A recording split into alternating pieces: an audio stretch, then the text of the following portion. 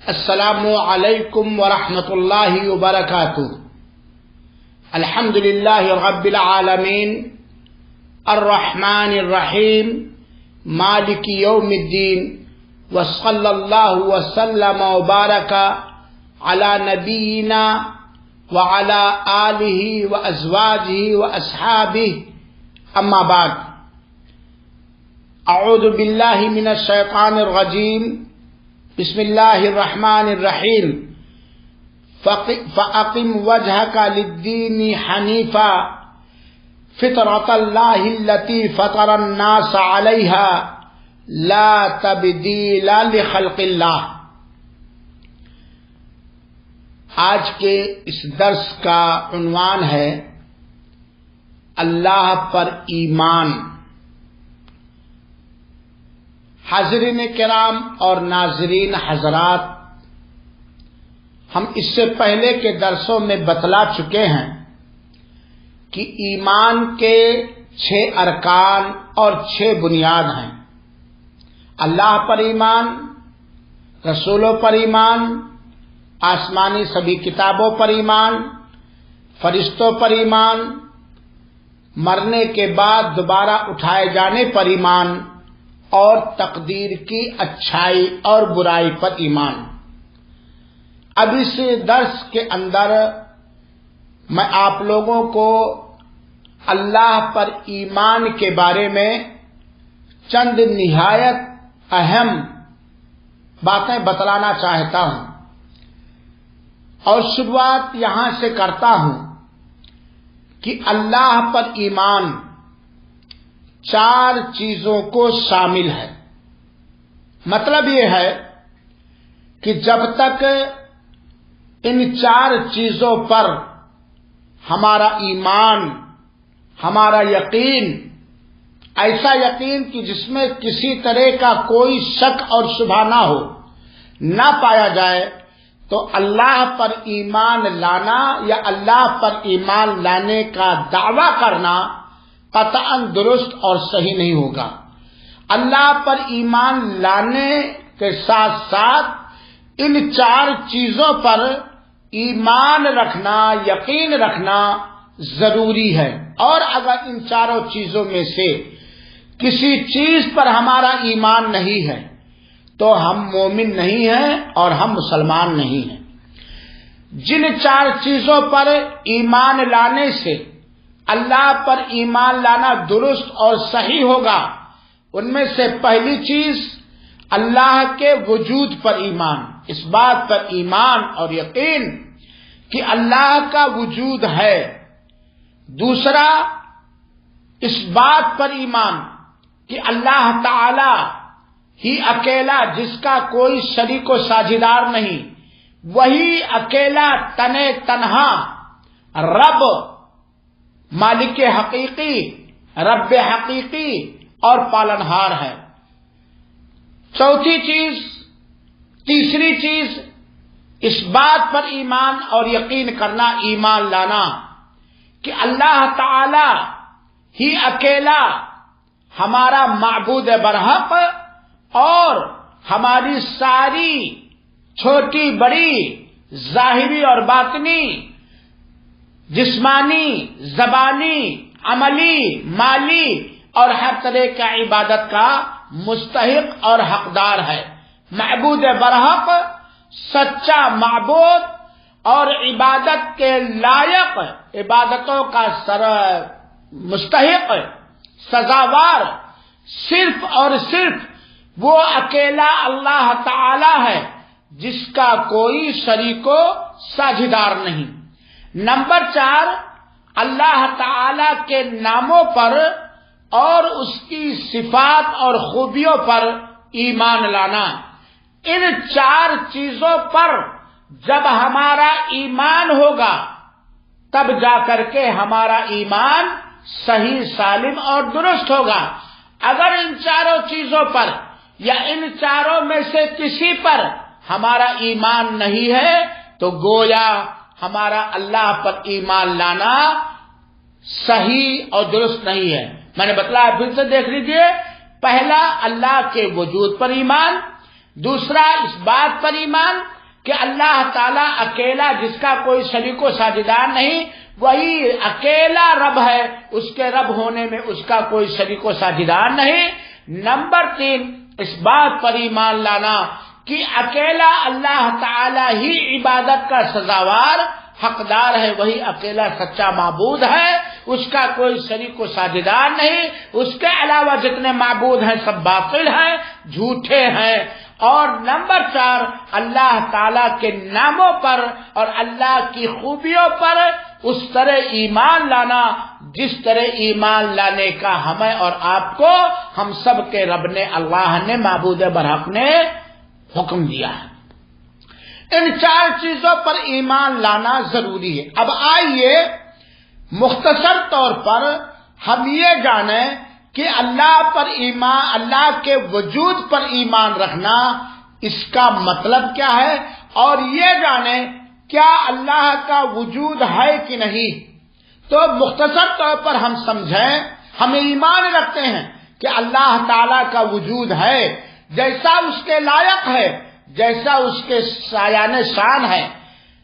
اللہ تعالی نے سارے مخلوقات کو پیدا کیا ہے کہ وہ سارے کے سارے مخلوق اپنے خالق پر، اپنے پیدا کرنے والے پر ایمان رکھیں۔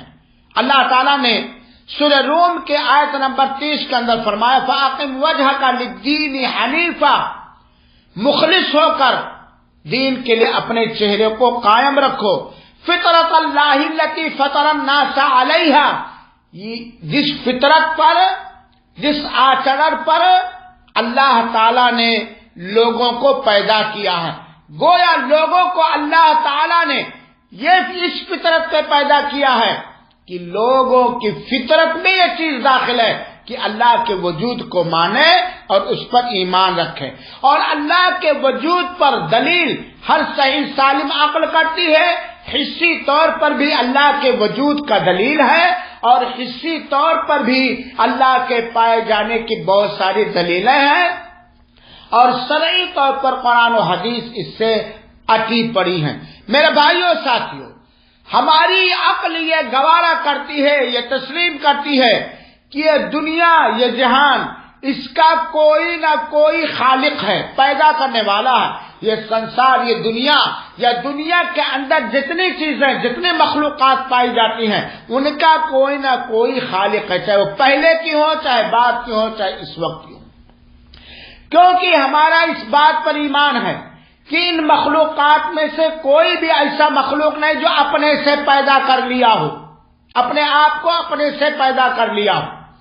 اور یہ بھی اس بات پر بھی ہمارا یقین اور ایمان ہے کہ ان میں سے کوئی بھی مخلوق ایسا نہیں جو اپنے جیسا کوئی مخلوق یا کوئی مخلوق پیدا کر سکے۔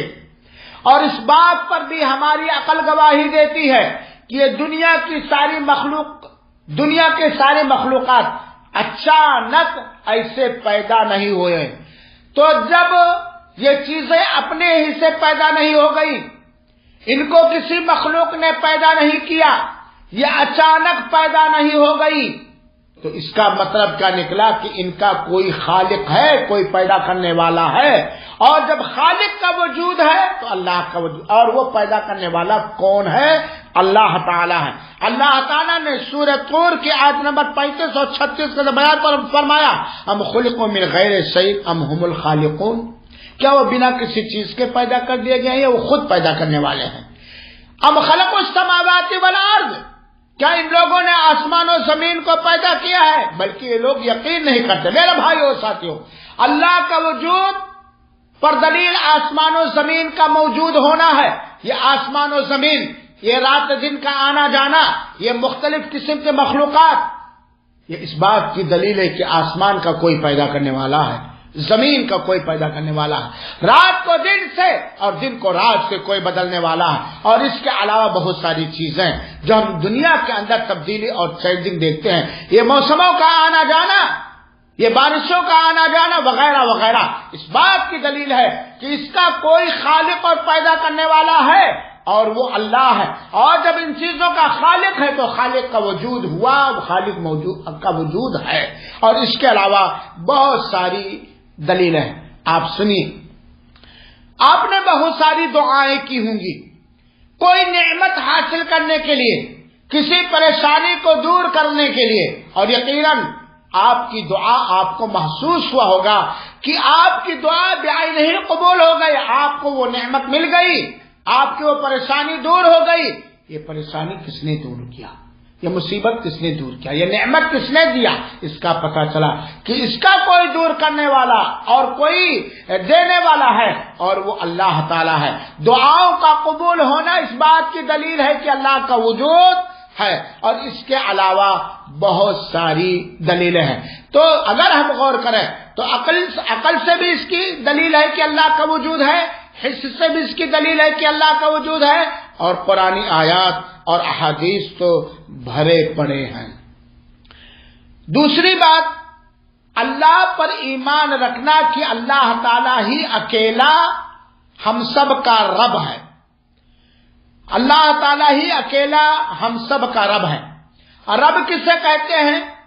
رب وہ ہے جس نے ساری مخلوقات کو پیدا کیا، جو ساری مخلوقات کا مالک ہے، جس کا حکم ساری مخلوقات کا چلتا ہے، اور یہ ساری چیزیں کرنے والا صرف اللہ ہے۔ ہمارا اس بات پر ایمان ہو کہ اللہ تعالی کے علاوہ کوئی خالق نہیں، اللہ تعالی کے علاوہ قطعاً کوئی مالک نہیں، ہر حکم اللہ تعالی کے لیے ہے، اور وہ اللہ تعالی اکیلا ہے۔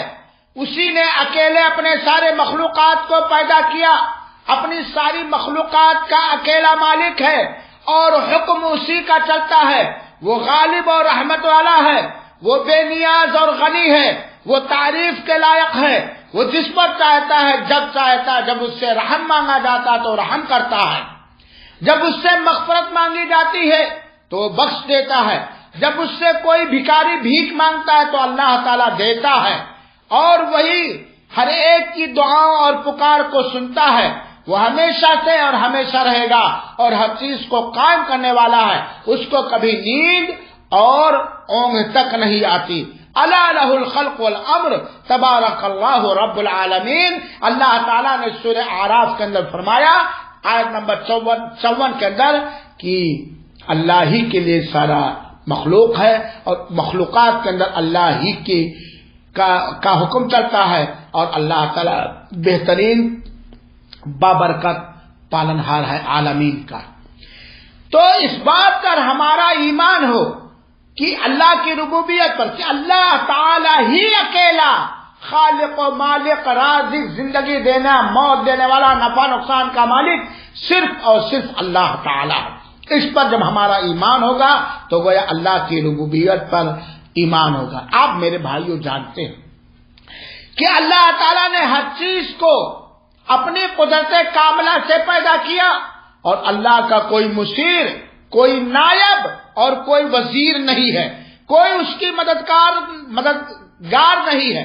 اللہ تعالیٰ پاک ہے، وہ اکیلا ہے، وہ اکیلا ہے، وہی قہار ہے، وہی رحمان ہے، وہی رحیم ہے، جیسا اس کے لائق ہے۔ وہ اپنے عرش پر اپنی قدرت سے مستوی ہے، اس نے آسمانوں کو پیدا کیا، اس نے زمینوں کو بچھایا، اسی نے ساری مخلوقات کو اپنے ارادے اور اپنی مشیت سے پیدا کیا۔ جب وہ چاہتا ہے اپنے بندوں میں سے جس پر چاہتا ہے انہیں ان کے گناہوں کی وجہ سے عذاب دیتا ہے۔ وہی اللہ مشرق و مغرب اور پورا پچھم اور اتر دکھن تک جتنی چیزیں پھیلی ہیں وہی اس کا رب ہے، اس کے علاوہ کوئی حی اور قیوم نہیں۔ اور ہم اس بات کو یقینی طور پر جانتے ہیں کہ اللہ تعالی ہر چیز پر قدرت رکھنے والا ہے، اللہ تعالی ہر چیز کو محیط ہے، اور ہر چیز اس کے علم میں ہے، ہر چیز کے بارے میں وہ جاننے والا، اچھی طرح جاننے والا ہے، ہر چیز پر وہ غالب ہے، اور دنیا کی ساری مخلوقات کی گردنیں اسی کے لیے جھکی ہوئی ہیں، اور اسی کے ہیبت سے خوف زدہ ہیں۔ کوئی طاقتور اس سے بڑھ کے نہیں، کوئی حکیم اس سے بڑھ کے نہیں، کوئی غالب عزیز اس سے بڑھ کر نہیں۔ تو میرے بھائیوں ساتھیوں، ہمارا اس بات پر ایمان ہو کہ اللہ تعالی ہی اکیلا رب ہے۔ اللہ تعالی ہی اکیلا عبادت کے لائق ہے. جب ہمارا ایمان ہے کہ اللہ تعالی ہی اکیلا رب پالنہار حاجت روا مشکل کشا پیدا کرنے والا آسمان و زمین کا خالق و مالک ساری مخلوقات کا خالق و مالک صرف اور صرف اللہ تعالی ہی بحیثیت رب ہے، تو یہ بات ہمیں یہ سکھاتی ہے کہ جب ہم اللہ ہی کو اکیلے رب مانتے ہیں تو عبادت کے لائق بندگی کے لائق بھی صرف اللہ تعالی ہی کو مانیں.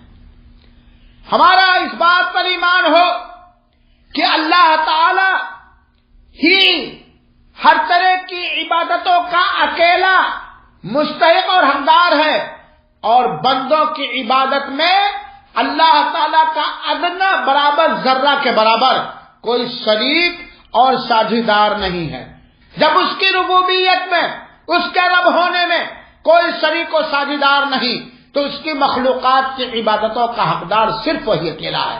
آسمان کا پیدا کرنے والا، آسمانوں کا پیدا کرنے والا، زمینوں کا پیدا کرنے والا صرف اللہ تعالیٰ اگر آپ مانتے ہیں. بارش برسانے والا صرف اگر اللہ تعالیٰ آپ مانتے ہیں. لڑکا دینے والا، اولاد سے محروم کرنے والا، لڑکا لڑکی دونوں دینے والا اگر صرف آپ اللہ کو مانتے ہیں تو آپ کو اس بات پر ایمان رکھنا پڑے گا، قولی اور فعلی اور عملی طور پر اس کو بھی کرنا پڑے گا کہ عبادت کے لائق صرف اور صرف اللہ تعالی ہی ہے. جیسا کہ اللہ تعالی نے فرمایا ذالک بأن اللہ هو الحق، اللہ تعالی ہی حق ہے. وَأَنَّ مَا يَدْعُونَ مِن دُونِهِ هُوَ الْبَاطِلُ، اور اللہ تعالی کے علاوہ جس کی لوگ عبادت کرتے ہیں پکارتے ہیں وہ باطل اور جھوٹے ہیں. وَأَنَّ اللَّهَ هُوَ الْعَلِيُّ الْكَبِيرُ، اور اللہ تعالی علی اور کبیر ہے. تو اللہ کے اس بات پر ایمان لانا کہ اللہ تعالی ہی معبود برحق ہے، اس کے بارے میں چند مختصر باتیں ہوئی. چوتھی چیز کہ اللہ تعالی کے اسماء اور صفات پر ایمان لانا.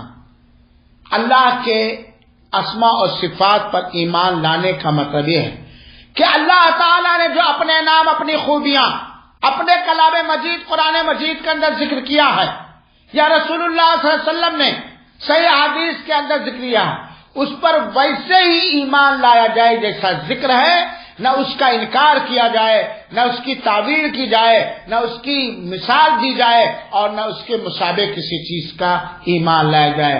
لیس کمثلہ شیء وہو السمیع البصیر، اللہ تعالیٰ کے مانند کوئی چیز نہیں اور وہ سننے والا اور دیکھنے والا.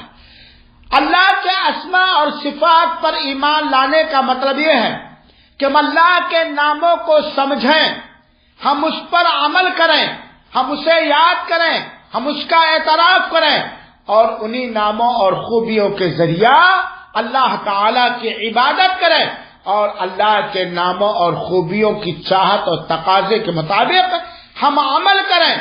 چنانچہ جو اللہ تعالی کی صفت عظمت اور صفت کبریائی تمجید اور جلال کو جان لے گا، اس کا قلب و جگر اللہ کے ہیبت سے، اللہ کے خوف سے، اللہ کی تعظیم سے لبالب ہو جائے گا.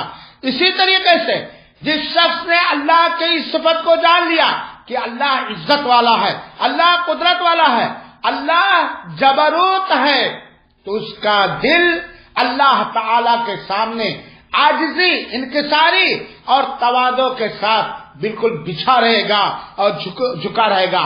اور جو اس بات کو جان لے اور سمجھ لے کہ اللہ تعالی رحمان ہے، اللہ تعالی رحیم ہے، اللہ تعالی فیاض ہے، اللہ تعالی سخی ہے، ایسے آدمی کا دل اللہ تعالی سے لالچ کرنے میں، اللہ تعالی سے رغبت کرنے میں، اللہ کے فضل کو، اللہ کے احسان کو چاہنے کے خاطر اس کا دل لبالب بھرا رہے گا. اور اگر کوئی شخص اللہ کے صفت علم پر ایمان رکھتا ہے، یقین رکھتا ہے اور اسے اس بات کا پر ایمان ہے کہ اللہ علیم بما سینوں کے بھیدوں کو جاننے والا ہے، زمین کے تہہ کے اندر کی چیزوں کو جاننے والا ہے، اللہ کا علم ہر چیز کو محیط ہے، اللہ کا علم ہر چیز کو جانتا ہے، تو جس کے پاس اللہ کی صفت علم پر ایمان اور یقین ہوگا، یقیناً وہ اللہ تعالی کی عبادت میں، بندگی میں، چلتے پھرتے، مجمع میں، مجلس میں، اکیلے میں اللہ اپنے حرکات و سکنات کے ذریعہ اللہ تعالی کا مراقبہ کرے گا، اور یہ ساری صفات انسان کے دل میں اللہ کی محبت، اللہ کی طرف شوق و ذوق، اور اللہ سے مانوسیت، اور اللہ تعالی پر توکل، اور اپنی اللہ تعالی کی اکیلے عبادت کر کے اپنی عبادت کے ذریعہ وہ اللہ کا تقرب اختیار کرے گا۔ میرے بھائیو ساتھیو، اللہ کے اسماء و صفات کے کچھ ارکان ہیں۔ پہلا رکن، اللہ کے ناموں اور خوبیوں پر ایمان لاتے ہوئے خالق السماوات والارض کو، اللہ تعالی کو اس کے مخلوقات سے مشابہ نہ قرار دینا، نہ اس کی ذات میں، نہ اس کے ناموں میں، نہ اس کی خوبیوں میں۔ اللہ تعالی کو جو خالق و مالک رب حقیقی ہے، اس اللہ تعالی کو خالق و مالک اور معبود برحق کو اس کی مخلوق کے مشابہ ہم مثل قرار نہ دینا، بالکل پاک رکھنا، نمبر 1۔ نمبر 2، جو اللہ تعالی نے اپنی صفت بذات خود بیان کی ہے، یا اللہ تعالی کی جو صفت اللہ کے رسول اکرم صلی اللہ علیہ وسلم نے بیان کی ہے، یا اسی طرح نام، اس پر ایمان رکھنا۔ نمبر 3، اس بات کو پسے پس ڈال دینا، بالکل نکار دینا، دل سے نکال دینا کہ اللہ کی کیفیت ہم معلوم کر سکیں، اللہ کی کیفیت کے بارے میں ہم سوال کریں، یا اللہ پر کسی کو قیاس کریں، کیونکہ اللہ تعالی کی کیفیت ہم نہیں جانتے، نہ اس کی ذات کی کیفیت، نہ اس کے علم کی کیفیت، وغیرہ وغیرہ۔ ہم اللہ کے ناموں اور صفتوں کی کیفیت، کوانٹیٹی جس کو آپ لوگ کہتے ہیں، کوالٹی جس کو کہتے ہیں، کوالٹی ہم نہیں جان سکتے۔ ان 3 چیزوں پر ایمان لانا، اللہ کے اسماء و صفات پر ایمان لانا ہے۔ تو میرے بھائیوں، ایمان کسی انسان کا اس وقت صحیح ہوگا جب ان 4 چیزوں پر ایمان وہ رکھے جو میں نے بیان کیا۔ اللہ رب العالمین سے دعا ہے کہ اللہ تعالی ہماری حفاظت کرے، ہمارے ایمان کی حفاظت فرمائے، اور ہماری عبادتوں کی حفاظت فرمائے۔ آمین۔ والسلام علیکم ورحمۃ اللہ وبرکاتہ۔